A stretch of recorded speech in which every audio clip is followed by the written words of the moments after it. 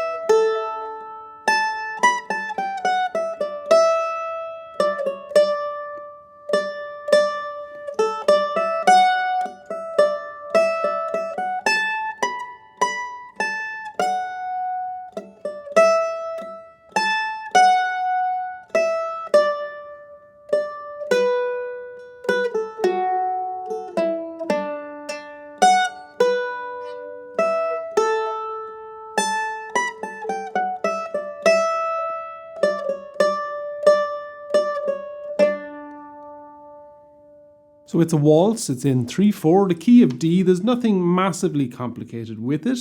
It's a beautiful piece of music. The only thing is the high B, which I think for most mandolin players isn't an issue unless you're me, and I still have that weak little pinky. I've been 2 years talking about it. I haven't got the little dumbbells for it yet. So I do some switcheroos and slides, which are actually quite nice on the mandolin. There's one slide that goes up to the high B, and it's kind of an addition to the overall flavour of the tune. Let's play the tune again, this time with a little bit more pace, and what we're going to add in are some embellishments. There aren't really triplets per se, as we would do in jigs and reels. So we're using some chords, slides, and I'm going to deal with the kind of cross-picking and the extra note playing in a different version. But for now, we're going to keep the melody pretty simple, but just embellish it in little ways.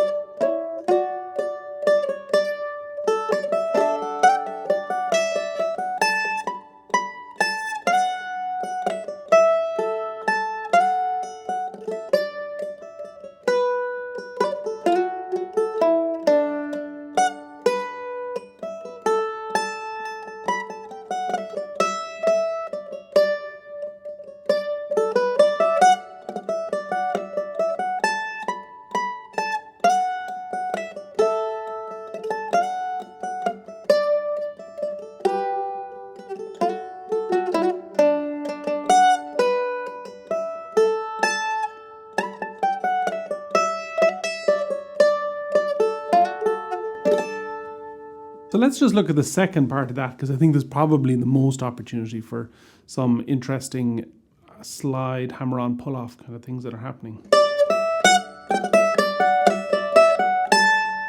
So right off the start, doing a little triplet, followed by a pull-off,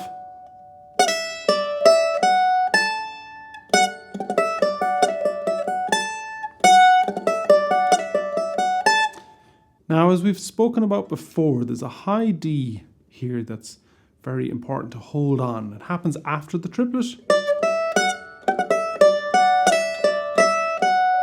and runs up to that high A. In actual fact, you can start that high D note, the upbeat from the last bar.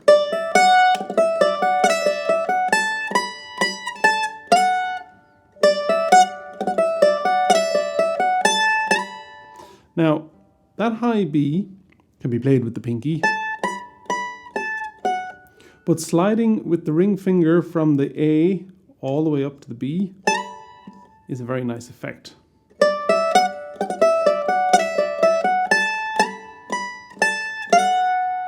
One more time.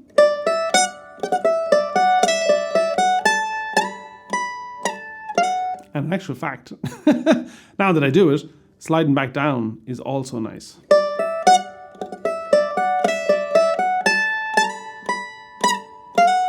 So what's happening there is we'll play the high A and slide it straight up to the B.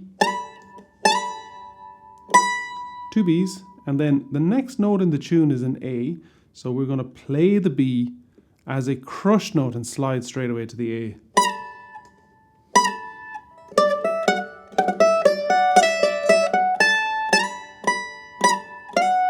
And then another little slide from the F natural to the F sharp. One more time.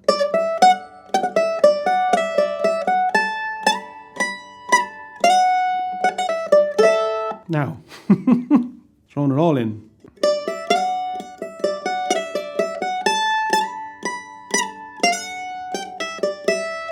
So what that is the notes. What that is it's G, F sharp, E, D. But we're not picking them all. We're doing it almost like a fiddle cut or roll.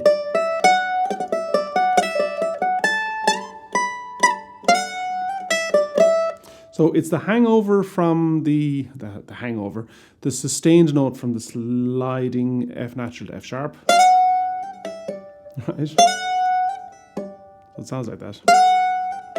Now there's an argument to be made for picking the G and then rolling off that.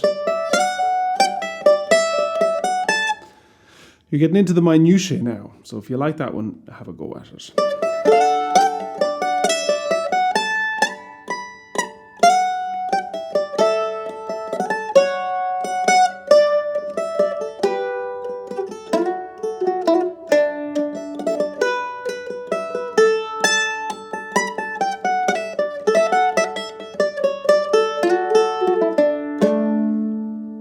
All right, let's talk about chords. It's good to be able to fill this one out as you're playing it. Because it's a waltz and generally can be played quite slowly, it is nice to harmonize yourself as you play. So let's have a run through it, this time focusing on chords, and at the end, if there's something interesting to talk about, I certainly will.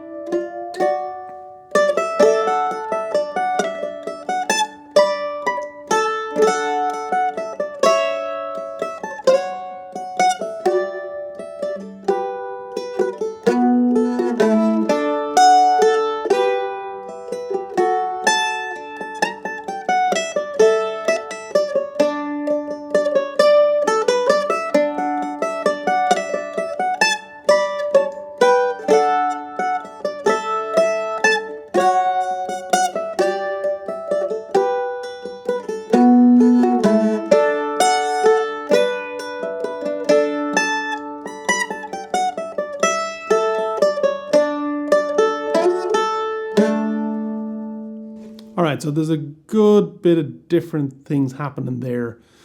Golden rule that I break, of course, is using my thumb to clamp on the low A. Not very mandolin-y in the mandolin-y world, but I come from banjo playing, and that means that you just do whatever you need to make it sound good as much as possible. So there is an A chord in that where I'm using my thumb to clamp, and that's fine. If you can do it as a regular A and do the jump around with the fingers, more power to your elbow. The main chords, because it's in the key of D, are going to be D, G, and A, and some of their derivatives. So sometimes instead of an A, we'll play an F sharp minor, which is the relative minor of A, and there might even be an E minor passing chord in it as well, but mostly we're in the neighborhood of D, G, and A.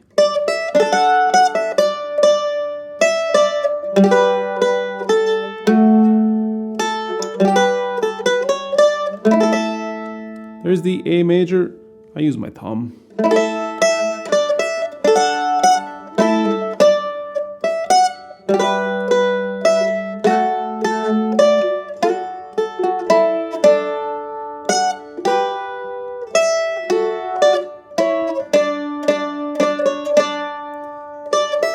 D, G, D. With that D, I'm using a low A on the bottom rather than the D on the bottom, which fully would ground it in the tonic. And you can do that. Let's just play that through again.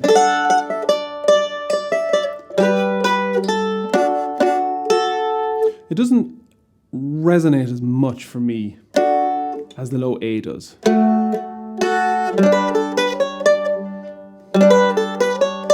That's a G chord into an A, D, G, D. Now, this next chord, that can be a D into an A, back to a D, or we can use the relative minor of the A and put an F sharp minor at this point. So that'll sound like that. So we're catching the F sharp minor by playing a C sharp on the G string and an F sharp on the D string. And of course, I'm clamping on with the thumb again. Well, that's the wrong chord. F sharp minor, E minor, followed by a D. G, D. Second part. That's all the chord of D. Here we're going up to the high G.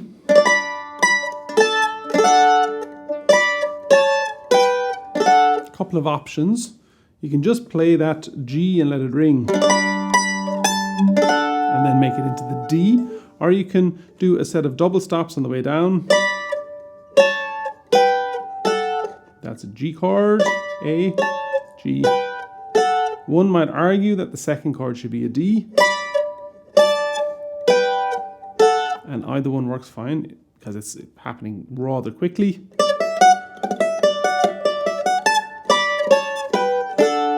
And here's with the D.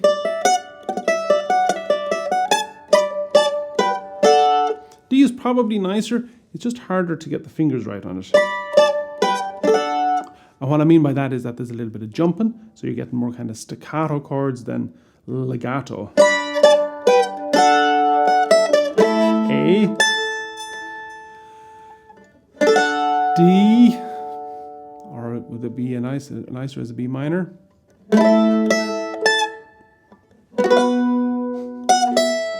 It's probably nicer as a B minor. This is where my chording technique starts to fall apart a little bit, in the sense of trying to keep the melody going and jump around some of the chords, especially on the little teeny fretboard that we got going on in the mandolin, says the banjo player. So, second part again, let's just get up to that point.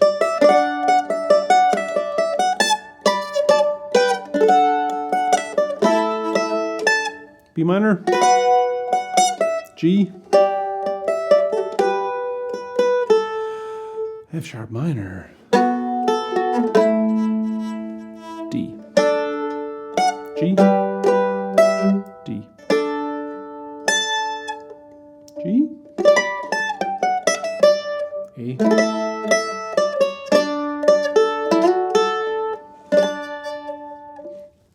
that all makes sense? There's various ways of voicing each of the chords, so it's often a case of finding the notes that are available and the fingers that are available so that you do keep the sustain of the melody going, but adding in the double stops can make it, well, it's a lot more fun to play anyway. It's definitely more challenging, but it might make for a nicer piece of music altogether. Here's one round of the tune with more pace, and this time I'm kind of going for an overall filled out vibe, feel, version. I don't know, what's the word?